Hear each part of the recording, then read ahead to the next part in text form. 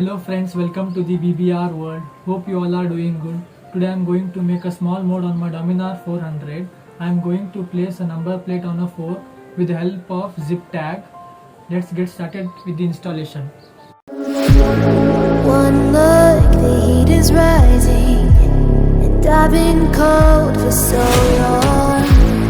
One touch and we're igniting, setting fire to it all. You know these flames ain't going out. This building is crumbling to the ground. Don't think that we can stop it now, 'cause baby our love is gonna burn it down. You know these flames ain't going out.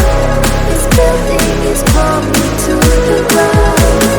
Don't think I wanna stop it now, 'cause baby our love is gonna burn it down. Burn it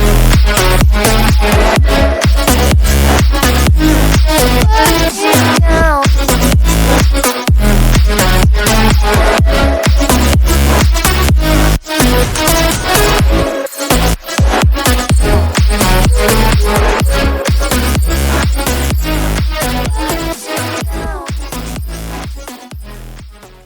Thank you for watching this video. Please do like, share and subscribe and press the bell icon.